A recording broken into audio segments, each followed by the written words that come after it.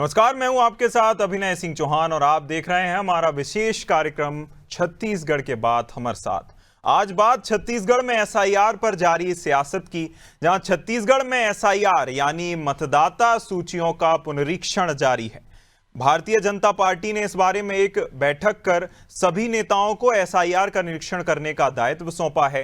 भाजपा के राष्ट्रीय महामंत्री तरुण चुग का कहना है कि एसआईआर लोकतांत्रिक प्रक्रिया है जो पूरी तरह संवैधानिक है। इसमें लोकतंत्र को खोखला कर रहे नकली और मृत मतदाताओं से लेकर घुसपैठियों को अलग करने का प्रावधान है।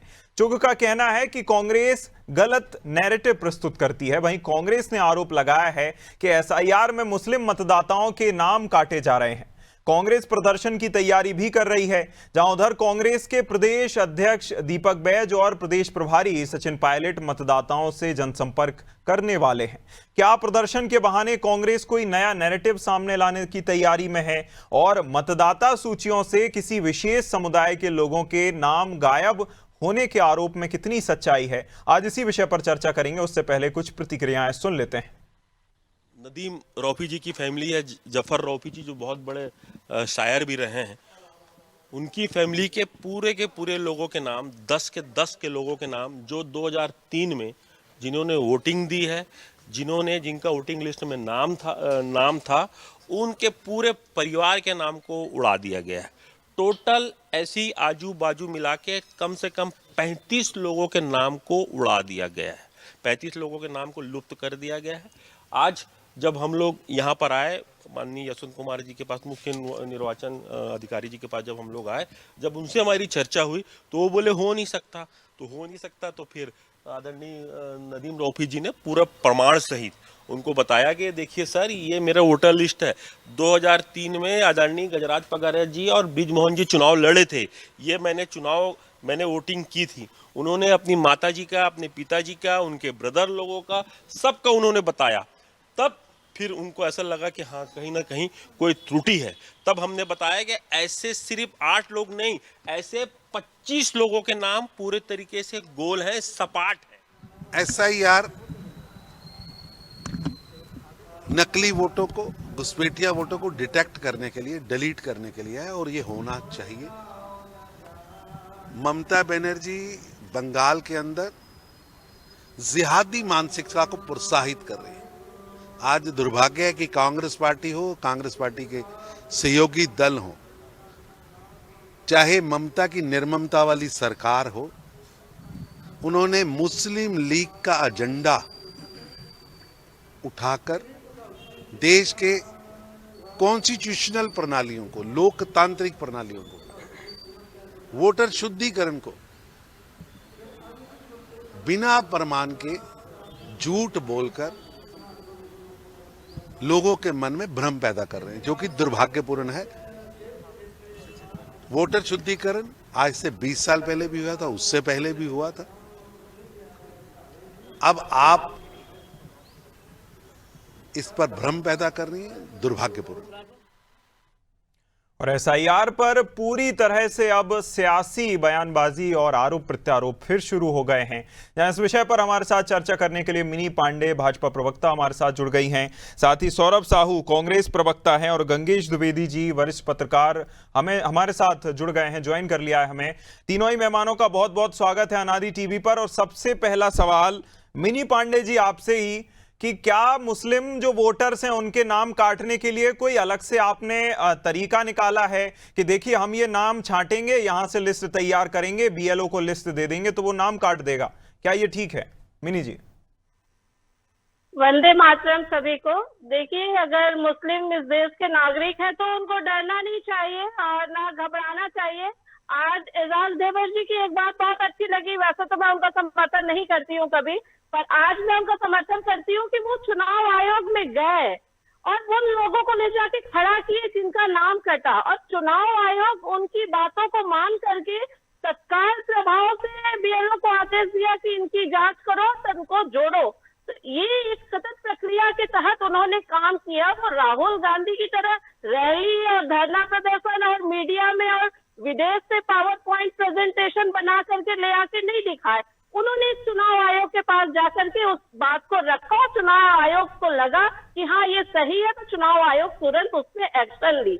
ये एक प्रक्रिया होती है, उस प्रक्रिया के तहत वो काम किए। और अगर मुस्लिम उस देश के नागरिक है, उन्होंने वोट डाला है 2003 से पहले, तो बिल्कुल उनको अधिकार है, वो उनका मतपत्र बनना चाहिए। तो भाजपा को इसमें क्या आपत्ति है? वो खुद उनको मुस्लिम और हिंदू और ये करके अलग अलग क्राइटेरिया में डिसाइड कर रहे हैं। हम तो कह रहे हैं हर नागरिक को अधिकार है, हर नागरिक के पास वोटर लिस्ट होना चाहिए। अगर वो भारत का नागरिक है, भारत में रहा है, 2003 से पहले उसने मतदान किया है, तो उसका नाम रहना चाहिए चुनाव आयोग से। हम भी इस बात को कट्टरता से कहते हैं कि उसका नाम होना चाहिए, बशर्ते वो भारत का नागरिक हो, उसके पास वो सारी चीजें एविडेंस हो कि हाँ मैं नागरिक हूँ। और जिस तरीके से ढेबर जी ने आज किया, वैसे जाकर के बीएलओ के साथ वो लग करके और जुड़वाइए, हम भी जुड़वा रहे हैं। हमारे तो हिंदू भाई बहनों का नाम कटा हुआ है, हमारे पड़ोसियों का नाम नहीं है, तो हम बीएलओ के साथ लग करके उनकी जांच करवा रहे हैं, उनका नाम जुड़वा रहे हैं। तो आप प्रक्रिया के तहत जाएंगे तो जरूर होगा, पर फालतू कोरी बयानबाजी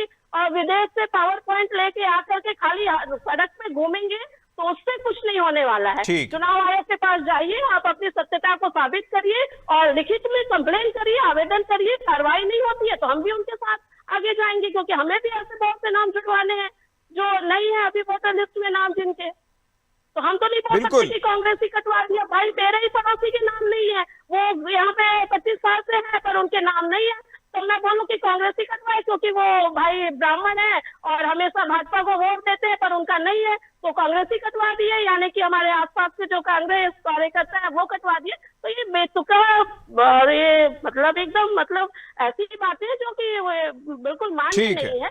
आप बीएलओ के साथ जाइए और जैसा ढेबर ने किया वैसा सब कार्यकर्ता करे तो जरूर नाम जुड़ेगा। ठीक है सौरभ जी, दो सवाल यहाँ खड़े होते हैं। पहली बात तो ये कि हमारे पास सीधे तौर पर जो निकटतम मॉडल है बिहार का मॉडल है, जिस तरह से देखिए मैं ये मानकर चलता हूं कि हिंदुओं के बराबर भले ही ना हो लेकिन अच्छी खासी जनसंख्या बिहार में मुस्लिमों की रहती है। और ऐसा तो हमने बिहार में नहीं देखा कि कोई अलग से सिस्टम लेके आए थे, लिस्ट पूरी तैयार करी, मुस्लिमों के नाम छांटे और हटा दिए। दूसरा सवाल ये कि अभी 3 मान लीजिए 4 जो है अभी 4 नवंबर से प्रक्रिया शुरू हुई थी, 4 दिसंबर तक ये प्रक्रिया चलनी है। इसके बाद दावे आपत्ति के लिए 1 से 1.5 महीने की विंडो आपके पास खुलेगी, उसके बाद फाइनल ड्राफ्ट आएगा। तो अभी से कांग्रेस ये कैसे मानकर चल सकती है कि जो मुस्लिमों को छांटकर उन्हें हटाने का प्रयास किया जा रहा है? दोनों ही सवालों का जवाब दीजिएगा सौरभ जी। अभिनय जी, सबसे अच्छी बात आपने बिहार का ये मुद्दा छेड़ा है जी। तो जो अनुभव है यहाँ पर, जो सवाल उठ रहे हैं जो 12 राज्यों में, विशेष रूप से छत्तीसगढ़ में जो हम लोग मांग कर रहे हैं, तो ये अनुभव के आधार पे ही किए जा रहे हैं ना, क्योंकि वहां पर जिस तरीके से नाम काटे गए वो एक सेट पैटर्न के हिसाब से काटे। सर यहाँ मैं आपको रोकना चाहूंगा। आपने कहा स्ट्रेटेजी के तहत नाम काटे गए। आपको अक्टूबर तक, मैं अगर आपको सीधे तौर पर आंकड़े बताऊं, 1 सितंबर से लेकर अक्टूबर तक, 1 अक्टूबर तक आपके पास दावे आपत्ति के लिए पूरा का पूरा 1 महीने का विंडो था। आपने कितने फॉर्म भरे, आपने कितने दावे आपत्तियां जो है दिए, चुनाव आयोग को ले जाकर कितने दावे आपत्तियां दिए? सिर्फ एक दिन पहले 84 लाख का आंकड़ा आपकी तरफ से सामने आ जाता है कि देखिए ये 84 लाख आंकड़े हैं, इनको लेकर कुछ नहीं हो रहा। तो आप जब एक महीने तक कुछ नहीं करिएगा, 84 लाख आंकड़ा सीधा आप ले जाकर मार दीजिएगा, तो फिर तो आपकी ही सरकार पहले रही है। इतनी बड़ी प्रेस कॉन्फ्रेंस करके हम सब पूरा डाटा देते हैं, उस पर चुनाव आयोग के कान में जू नहीं रही थी और आप जैसे मीडिया वालों के कान में जू नहीं रही थी। आप लोग एक खबर नहीं वहां चला सकते हैं। सर मीडिया के पास सौरभ जी ऐसे बेतुकी बात करिएगा फिर तो कुछ नहीं हो पाएगा ना। मीडिया के पास कोई पावर थोड़ी है कि आप मीडिया के पास शिकायत कर देंगे। शिकायत करने के लिए आपको एक चैनल के थ्रू जाना पड़ेगा ना सर। बिल्कुल चैनल के थ्रू गए ना वहां, और आप देखिए कि सुप्रीम कोर्ट तक भी मामला गया। वहां पर एक नेता है योगेंद्र यादव जी, वो भी तो सुप्रीम कोर्ट तक गए। तो जब चुनाव आयोग वहां पर जो और वही योगेंद्र यादव जी कह रहे हैं कि वही योगेंद्र यादव जी जो आपके पक्ष में पहले भाषण दे रहे थे, वो ये भी कह रहे हैं कि वह तो कोई मुद्दा नहीं था। इस तरह मतलब आप ऐसे नेताओं का तो कम से कम उदाहरण दीजिए जो आपकी अपनी बात पर अडिग हैं। जब मैं उदाहरण दे रहा हूं तो वहां पर आप ये भी सुन लीजिए कि जब वो जिस मुद्दे पे वो सुप्रीम कोर्ट गए और वहां पर जो हमने भी जिस तरीके से उनका भी समर्थन किया, तो पहले जब चुनाव आयोग जो एसआईआर करने के लिए जो डॉक्यूमेंट की लिस्ट दिया था, ठीक है ना, उसमें जो आधार और वोटर आईडी जो जरूरी डॉक्यूमेंट थे वो सम्मिलित नहीं थे, उनको सम्मिलित कराने के लिए गए। तो ये सारी चीजें तो चुनाव आयोग को पहले से कर लेना चाहिए था। उस समय चुनाव आयोग का क्या इंटेंशन था ये भी जांचना चाहिए सबसे पहले तो। और जिस तरीके से एक सेट पैटर्न के हिसाब से आप देखिए ना कि 65 लाख मतदाता, और सबसे महत्वपूर्ण बात यहाँ पर तो अभी मिनी पांडे जी भी कह रही थी ना कि जिस तरीके से एसआईआर की जो प्रक्रिया चल रही है उसमें जिस तरीके से शिथिलता है या जो गड़बड़ियां हैं वो प्रक्रिया प्रॉपर फॉलो नहीं हो रहा है, वो भी शिकायत कर रही है। तो हम यही तो कह रहे हैं कि आनंद फानंद में इस तरीके की जो बात है उसमें 1 महीने का ही विंडो क्यों लिया गया? हम तो उसमें समय को पर्याप्त दे। हमने एसआईआर का विरोध तो नहीं किया, हमने ये कहा कि उसको प्रॉपर तरीके से किया जाना चाहिए, किसी पार्टी विशेष का ये एजेंडा नहीं लगना चाहिए और इसमें समय भी पर्याप्त दिया जाना चाहिए। और समय पर्याप्त देने के पीछे हमने कारण भी दिया विनय जी यहाँ पर, क्योंकि अभी छत्तीसगढ़ के अंदर धान कटाई और धान खरीदी का सीजन चल रहा है। आधे से ज्यादा तो किसान जो गांव की जो जनता है वो तो सब इन्हीं कार्यों में व्यस्त है। और एसआईआर में आप देख लीजिए कि एसआईआर की प्रक्रिया जिस तरीके से यहाँ चल रही है, आप देखिए कि आप नोटबंदी और कोविड टाइम याद कर लीजिए, एसआईआर में भी आज उसी तरीके से लाइन लगी हुई है। मतदाता खुद को अपने आप को प्रूव करने के लिए वहां पर जा रहा है। अगर चुनाव आयोग बोलता है कि ये फला मतदाता जो है वो फर्जी है, तो इसको साबित करने का जिम्मा चुनाव आयोग का ही होना चाहिए ना, क्योंकि इससे पहले तो वो मतदाता जो है वो दशकों से, अब मैं 1 या 2 बार की भी बात नहीं करूंगा, दशकों से वो मतदाता तो मतदान करता आ रहा है, तो क्या वो नागरिक नहीं था तब? तो ये सबसे बड़ी बात है, संशोधन होना चाहिए। हम भी कह रहे हैं संशोधन होना चाहिए। दिक्कत तो वही है ना सौरभ जी, 22 साल बाद एसआईआर हो रहा है, 22 साल बाद, उसमें दोनों ही सरकारें रही हैं। अगर दोनों ही सरकारों को, या मैं कहूं अगर दोनों ही सरकारों को अगर एसआईआर कराना था और शुद्धिकरण कराना था तो स्टेप बाय स्टेप दोनों ही करा सकते थे। लेकिन अब जो प्रोसेस हो गया, अब जो हो रहा है, कम से कम हमें उसमें कम से कम जमीनी स्तर पर आपको कार्यकर्ताओं को उस स्तर पर मोबिलाइज करना चाहिए। जैसा आप भी कह रहे हैं कि निश्चित रूप से हम कर रहे हैं, लोग लाइन लगाए हुए हैं, तो कम से कम बीएलएस को भेजकर कम से कम उनके जो है आप हेल्पर तो बन सकते हैं, उनकी हेल्प तो कर ही सकते हैं। बिहार में किस स्तर पर आपके बीएलएस उतरे थे ये सब ने देखा है। चर्चा आगे बढ़ाते हैं गंगेश जी। ठीक है गंगेश जी, मैं आपका रुख करना चाहूंगा। जिस तरह की प्रक्रिया हम देख रहे हैं कि देखिए बिहार का हमारे पास सीधे तौर पर मॉडल है, कितने दावे आपत्तियां दोनों ही दलों की ओर से दिए गए। भाजपा का एक आंकड़ा निकलकर सामने आता है कि लगभग 60 से 70 दावे आपत्तियां दिए गए थे बिहार में। आरजेडी की तरफ से सबसे ज्यादा दिए गए थे और कांग्रेस के ना के बराबर दावे आपत्ति थे। हां, एक दिन पहले खत्म होने के 84 लाख का आंकड़ा लेकर इनके राष्ट्रीय प्रवक्ता सामने आ जाते हैं। और इस तरह प्रक्रिया कैसे हो पाएगी? अब आरोप लग रहे हैं कि देखिए मुस्लिमों के नाम काट दिए जाएंगे, क्या ये ठीक है और इसे कैसे देखना चाहिए? गंगेश जी। देखिए, बिहार की जहां तक बात है वो तो चुनाव वहां का हो चुका है और उस पर मुझे लगता है बहुत ज्यादा लंबा खींचना उचित नहीं है जी। हाँ, लेकिन फिर भी वहां जो प्रक्रिया हुई उस प्रक्रिया का यहाँ भी फॉलो हो रहा है। यहाँ पर बल्कि ज्यादा पुख्ता अंदाज से, जैसा एजाज ढेबर ने जाके वहां पे पूरे सबूत के साथ पेश किए तथ्यों को, तो इस चीज को लेकर दोनों ही पार्टी को निगरानी रखना चाहिए कि कहाँ पे, मतलब जो फर्जी मतदाता है जो जुड़ गए वोटर कटे, वो तो बहुत अच्छी बात है, लेकिन कहीं पे ऐसे जेन्युइन मतदाताओं के नाम न कट जाए जो ऑलरेडी उस जगह पे रह रहे हैं। दूसरा एक चीज और मैं ध्यान आकर्षित करना चाहूंगा दोनों ही पार्टी की तरफ, अभी पूरे देश में मुसलमान जो हैं निशाने पे हैं एसआईआर के, लेकिन एक और काम है, सिंधी समाज के लोग भी छत्तीसगढ़ में खासतौर पर इसका मुद्दा मीडिया में उठता रहा है। सिंधी समाज का जत्था आता है पाकिस्तान से यहाँ और उसके बाद वापस जाने की खबर नहीं आती है, उसके बाद खबरें छपती हैं कि कहीं ना कहीं इन लोगों को कहीं पर उनके लिए मकान खरीद दिया, यहाँ पर वोट अपना कार्ड बनवा के एक ग्रुप भी सक्रिय इस तरह का, उस पर भी नजर रखनी चाहिए कि इस तरह के घुसपैठिए भी जो दूसरे समाज के लोग हैं या और भी दूसरे समाज के हैं, तो उनकी जिनकी खबरें मीडिया में आती नहीं, उन पर भी नजर रखी जाए कि कहीं ऐसा तो नहीं वोट बैंक बनाने के चक्कर में एक खास केवल मुसलमानों की तरफ ध्यान जा रहा है, बाकी समाज की तरफ ध्यान नहीं जा रहा है। उस पर भी दोनों ही पार्टियों को नजर रखना चाहिए और तथ्यात्मक रूप से नजर रखे, जैसा कि आज एजाज ढेबर ने किया, जाके विधायक को सीधे शिकायत की, उनको लेके गया जिनके परिवार का मामला था, सारे सबूत दिए तो वापस जुड़ गया। लेकिन कई बार ऐसा भी होता है कि लोगों को पता नहीं चल पाया, तो ऐसे जी में निश्चित तौर पर नेताओं को जागे रहना पड़ेगा, जो खासतौर पे जो बीएलए बने हैं सारे दोनों ही पार्टियों के, उनको इस बात पे खास तौर पे नजर रखना पड़ेगा कि कहीं उनके बीच से ऐसे व्यक्तियों का नाम तो नहीं कट रहा है जो वास्तव में जेन्युइन मौजूद है। बिल्कुल। ऐसे बहुत सारे नाम आज भी हैं जिनके जो लोग ऐसे हैं जो वोटर लिस्ट में जिनका नाम नहीं है। ये ऐसी भी संख्या रायपुर में काफी कुछ है, उस पर भी नजर रखनी चाहिए कि उनके नाम अब जुड़ जाएं समय रहते, ये भी जरूरी है। जी बिल्कुल, समय रहते नाम जुड़ने चाहिए। दोनों ही पार्टियों को कम से कम उस स्तर पर अपने कार्यकर्ताओं को मोबिलाइज करना चाहिए कि कम से कम जो लोग अभी एग्जिस्टेंस में हैं, जो लोग अपने नाम को आगे बढ़ाना चाहते हैं, जिन्होंने पलायन नहीं किया है, कम से कम उनके नाम जस के तस बने रहें, कोई समस्या ना हो दोनों ही पार्टियों की ओर से। लेकिन दिक्कत वहां आती है जहां मोबिलाइजेशन में दिक्कत होती है या फिर उस स्तर पर हेल्प नहीं मिल पाती, बीएलएज उस स्तर के नहीं होते कि आप मदद नहीं कर सकते, वहां समस्या आती है। मिनी जी, एक और आरोप आपके ऊपर लगा कि इलाके छांट कर कुछ गिने चुने, अगर मुस्लिम भी हैं तो उनमें भी कुछ गिने चुने लोगों को जो कि प्रभावशील हैं, यानी कि जो प्रभाव डाल सकते हैं, उन लोगों को छांट कर उनके नाम हटाने का प्रयास किया जा रहा है। क्या यह ठीक है मिनी जी? देखिए, ये बिल्कुल गलत बात है, बेबुनियाद बात है, ऐसा कुछ भी नहीं है।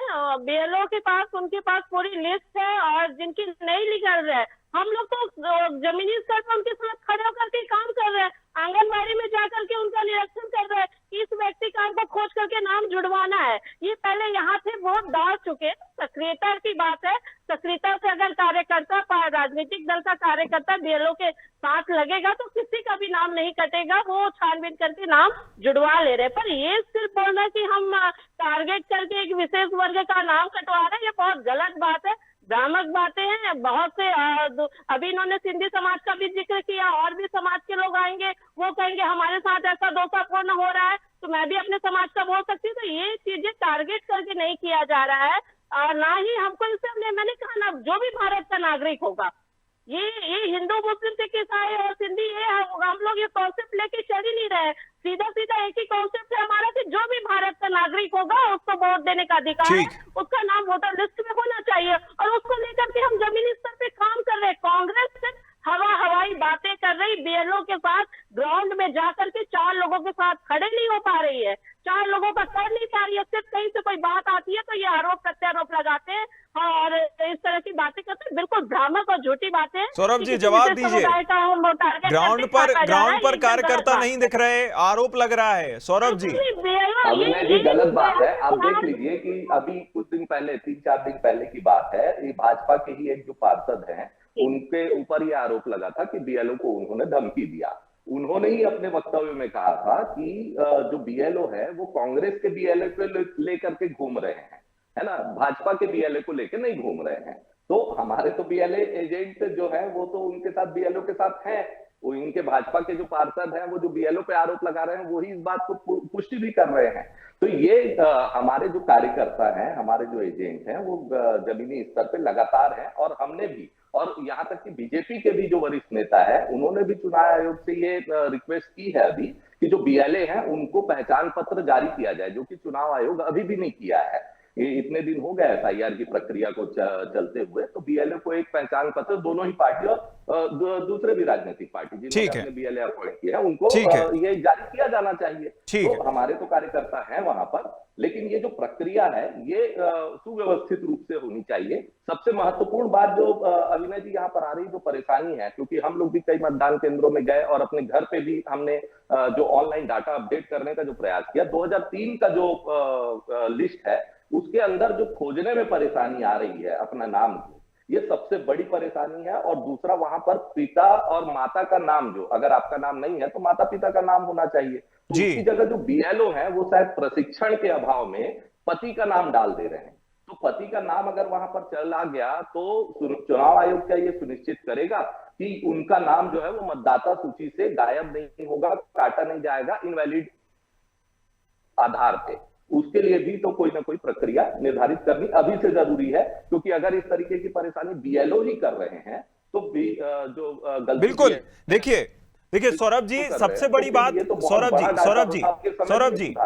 सौरभ जी सबसे बड़ी बात यह है कि जो कि ढेबर जी की ओर से जो कदम उठाया गया है काफी ज्यादा स्वागत योग्य है, लेकिन समस्या वहां आ जाती है जब पूरी की पूरी एसआईआर प्रक्रिया पूरे प्रदेश के लिए हो रही है, जिसमें आप छांट के ले आते हैं कि देखिए मुस्लिमों का नाम हटाया जा रहा है, या तो आप ये कहते हैं कि लोगों का नाम हटाया जा रहा है, ये सबूत हैं, इनके नाम नहीं हटने चाहिए। लेकिन दिक्कत वहां आ जाती है जब आप एक विशेष समुदाय से जोड़ देते हैं कि इनको छांटकर इनको हटाने की कोशिश की जा रही है। अभी जैसे गंगेश जी ने भी कहा कि उन समुदाय, सिंधी समुदाय को लेकर भी समस्याएं आ रही हैं, तो कम से कम सबको मिला जुलाकर फिर जाना चाहिए और इस तरह आपको मिलते रहना चाहिए चुनाव आयोग से, ताकि जो लोग हैं उनके नाम सही तरीके से बने रहें और नाम ना कटे रहें।